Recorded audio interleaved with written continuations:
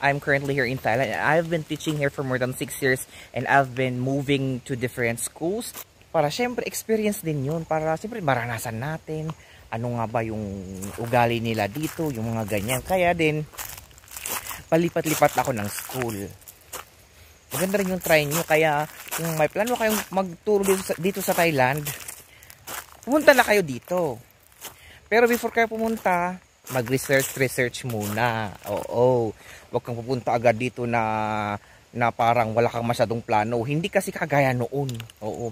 Especially pag maghahanap ka ng teaching job, hindi na parang kagaya noon na madaming naghahanap ng teachers, ganyan. Ngayon, parang after the pandemic, I think affected yung mga schools din. Though yung mga ibang schools, kasi ang problema kasi nila, wala silang pampasahod sa mga teachers. Oo, hindi nila kayang pasahuran yung mga foreign teachers. Kasi nga, mas malaki pa yung sweldo ng foreign teachers kaysa sa mga katutubo dito. Yung mga iba nga, yung sweldo ng foreign teacher is doble pa sa sweldo nila. So, kaya minsan may kunting inggit. Yes, may kunting inggit din.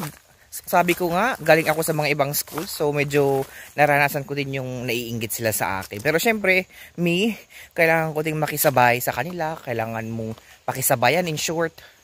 Para kahit ganun na may kunting inggit sila, at least mabawasan.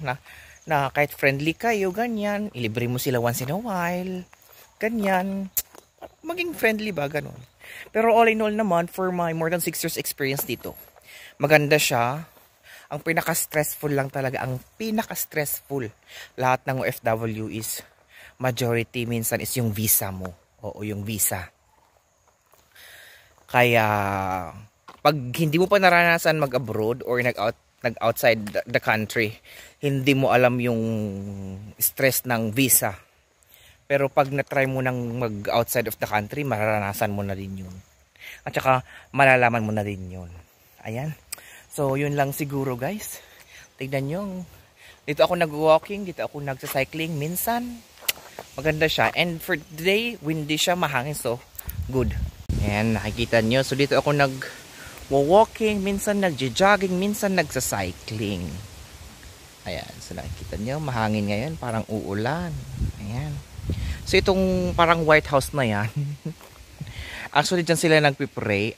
I think, itong area na to, itong bahay na to is kasali siya doon sa temple doon. And then, dyan lang din naman yung school. Ayan yung bakod na yan, yan yung boundary. It means property na ng school yung yan. Ayan. So, dito lang, diba? O, tignan nyo.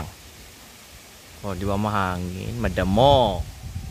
Ayan, so, pabalik na ako sa school kasi nga nag-message yung isang teacher na pupunta daw siya sa mall. So, makikisabay ako sa kanya kasi may bibilhin din ako.